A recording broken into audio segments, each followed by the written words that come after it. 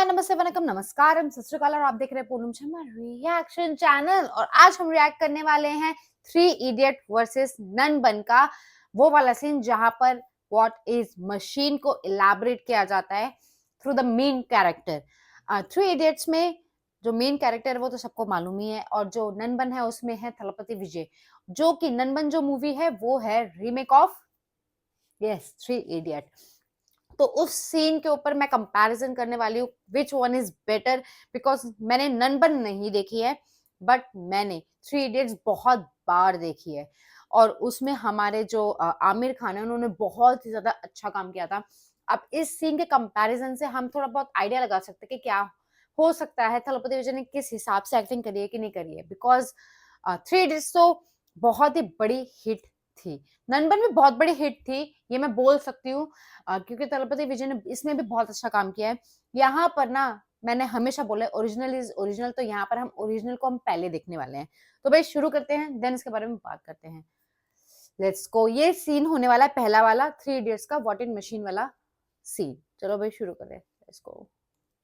Lulu पे झटका देता है, दिन में डायरेक्टर को उंगली करता है। बोल रहा हूँ इसके साथ रहेंगे ना तो ये मरवाएगा। यार तू तो वायरस का फुल खेल-पीटी कर दिया। जाओ पना तुसी ग्रेट हो, तोहफा कबूल करो। अबे हाँ यहाँ से सुन लिए तेरा फीस कौन भरेगा? तेरा बाप। ओ हाँ क्या कर रहा है यार? सर स्कूल के लिए फीस थोड़ी लगती है, यूनिफॉर्म लगता है यूनिफॉर्म। यस तुझे जो भी स्कूल पसंद है ना उसका यूनिफॉर्म खरीद ले और चुपचाप जाके क्लास में बैठ जा। इतनी आबादी है किसको क्या पता चलने वाला। और पकड़े गए तो यूनिफॉर्म चेंज, स्कूल चेंज। देखा कुछ बात थी उसमें, साला दुनिया के तौर तरीके कदम कदम पे चैलेंज करता था। भाई कितनी वायरस यंग के लग रहा है घोंसले में यार आजाद ये भी। पंछी घुसाया था। हम सब तो प्रोफेसर के रिमोट कंट्रोल पे चलने वाले रोबोट्स थे, वो बस एक ही था जो शायद मशीन नहीं था। What is a machine?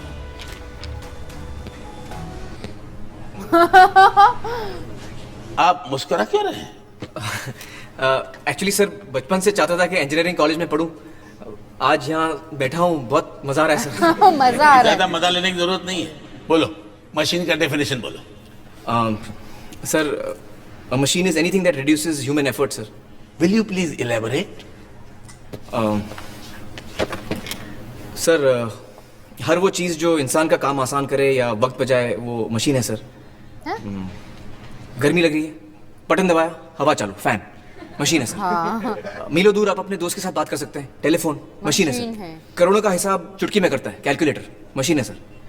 Sir actually हम मशीनों से घिरे हुए हैं सर। पेन की निब से लेके पैंट की जिप तक सब मशीन है सर। एक सेकंड में अप, एक सेकंड में डाउन।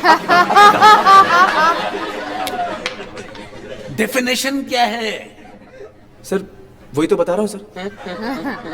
एग्जाम में यही सब लिखोगे? ये मशीन है? Up down idiot. Anybody else? Yes Sir, machines are any combination of bodies so connected that their relative motions are constrained, and by which means force and motion may be transmitted and modified as a screw in its nut, or a lever arranged to turn about a fulcrum, or a pulley about its pivot, etc. Especially a construction more or less complex, consisting of a combination of moving parts or simple mechanical elements as wheels, levers, cams, etc. क्या बात है? क्या बात है? Perfect. Please sit down. Thank you, thank you. लेकिन sir मैंने भी तो वही बताया सर, आसान भाषा में। आपको तो सिंपल भाषा पसंद हो तो arts and commerce college join कीजिए। लेकिन सर मतलब भी तो समझ में आना चाहिए, ऐसे किताबी डेफिनेशन रट के क्या फायदा। आप किताब से ज्यादा जानते हैं।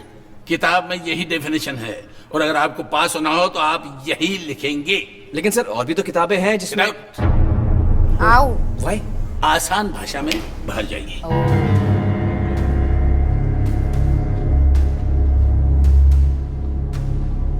बाहर निकाल दिया। Idiot. So we were discussing about the machine. अरे तुम वापस क्यों आए हो? सर कुछ भूल गया हूँ सर। क्या? instruments that record, analyze, summarize, organize, debate and explain information that are illustrative, non-illustrative, hardbound, paperback, jacketed, non-jacketed, with forward introduction, table of contents, index that are intended for the enlightenment, understanding, enrichment, enhancement and education of human brain through sensory route of vision, sometimes touch.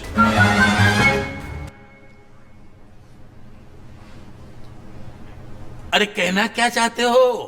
किताबें sir, books. Books भूल गया हूँ sir, ले लो। तो सीधा सीधा नहीं कह सकते थे? थोड़ी देर पहले कोशिश की थी सर, लेकिन आपको सीधा सीधा पसंद नहीं आया. वाह, इंटेलिजेंट. रांचो को प्रोफेसर्स क्लास में कम बाहर ज्यादा रखते थे. वो एक क्लास से निकाला जाता तो दूसरे में जाके बैठ जाता था. कहता था चारों तरफ ज्ञान बढ़ रहा है, जहां से मिले लपेट लो. वाओ, ये है यार 3 इडियट. ओके, एनीवेज पहले हम अब ननबन का देखते हैं कि भाई ननबन में क्या है. शुरू करते हैं भाई, लेट्स गो. இன்னைக்கு வைரஸ் வாயில விரல விட்டு ஆட்டிட்டான். இவன்கிட்ட கொஞ்சம் உஷாரா இருக்கணும். ஆனந்தப்பட்ட வைரஸ்க்கே ஆப்போசிட்டியே தலைவா யூ ஆர் கிரேட் என்ன ஆசீர்வாதம் பண்ணு. எந்திரா எந்திரி. ஏய் பட ஸ்கூலுக்கு கீழுக்கெல்லாம் போக மாட்டியா நீ? ஸ்கூல் ஃபீஸ்னா உங்க அப்பா நான் கொடுப்பான். விடு, சின்ன பையன். இந்த பார், ஸ்கூல்ல படிக்கிறதுக்கு ஃபீஸ் தேவையில்லை, யூனிஃபார்ம் இருந்தா போதும். இந்தா, உனக்கு எந்த ஸ்கூல் பிடிச்சிருக்கோ அந்த ஸ்கூலோட யூனிஃபார்மை தச்சுக்கோ. கப் சிப்புன்னு போய் கிளாஸ்ல உட்கார். இந்த கும்பல்ல உன்னை யார் கண்டுபிடிக்க போறா? கண்டுபிடிச்சிட்டா யூனிஃபார்மை மாத்து, ஸ்கூல்ல மாத்து. பாத்தியா, அவன்கிட்ட ஏதோ ஒன்று இருக்கு. உலகத்துல இருக்க எல்லா வழக்கமான விஷயங்களையும் வேற ஒரு கோணத்துல இருந்து பார்ப்பான். வைரஸோட குயில் கூட்டத்துல அவன் மட்டும் மயிலா தெரிஞ்சான். நாங்கெல்லாம் ப்ரொஃபஸரோட விருப்பப்படி எங்கிற மிஷின்ஸா இருந்தோம். அவன் ஒருத்தன் தான் மனுஷனா இருந்தான். What is a machine?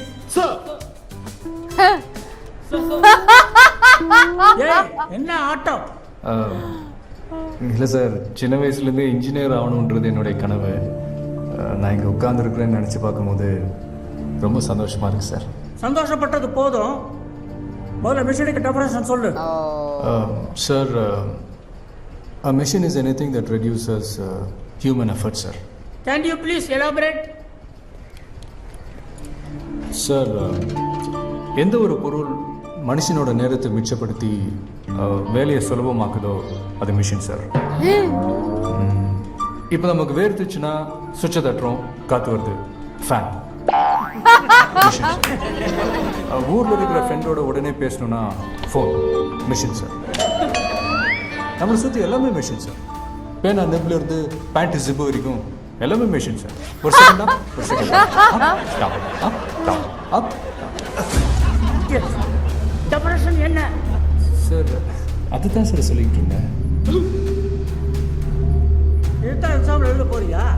இது என்ன மிஷினா? Up down up down. Idiot. Anybody else? Sir. Yes. Sir, machines are any combination of bodies so connected that the relative motions are constrained, Chatur wala and by means character. of which force and motion may be transmitted and modified. As a screw and its nut or a lever arranged to turn about a forearm or a pulley about its pivot, etc. Especially a construction more or less complex, consisting of a combination of moving parts or simple mechanical elements such as wheels, levers, cams, etc. Very good. Perfect. Thank you, sir. Please sit down. Thank you. இதைத்தான் sir நானும் சொன்னேன், எளிமையாக எல்லாருக்கும் புரிகிற மாதிரி. எளிமையா படிக்கணும்னா ஏதோ ஒரு கவர்மெண்ட் ஆர்ட்ஸ் காலேஜில் போய் சேர்ந்துக்க. ஆனால் சார், நம்ம என்ன படிக்கிறோன்றது புரியணும்ல sir.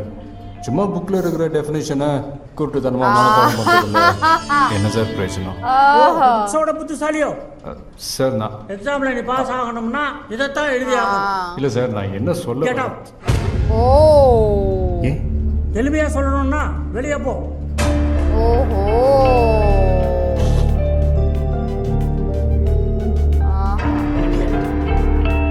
So you got the वाह, definition of मैं machine. वापस आएगा. The machine is a combination of various elements or links used to transform other form of energy. ஏய் ஏய், ஏன் உள்ள வர்ற? சார், மறந்துட்டேன் சார். எதை மறந்துட்ட? Instruments that record, analyze, summarize, organize, debate and explain informations that are illustrated, non-illustrated, hardbound, paperbound, jacketed, non-jacketed with forward introduction, Oh, table babare. of contents index that are intended for the enlightenment, understanding, enrichment, enhancement and the education of the human brain through the sensory route of vision, sometimes touch. ये क्या था? Book.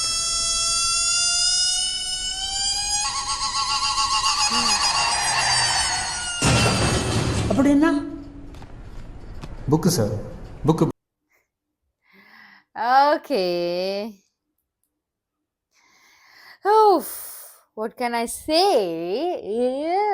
कि in my opinion, मतलब मेरे हिसाब से three idiots मुझे ज्यादा बेटर लगी, बिकॉज मैंने वो बहुत बार देखी है। और नन बन, मैं ये नहीं बोलूंगी इट्स अ रीमेक और पूरा पूरा एफर्ट लगा है, बट मैं मुझे यहाँ पर डिफरेंस पता है क्या लग रहा है?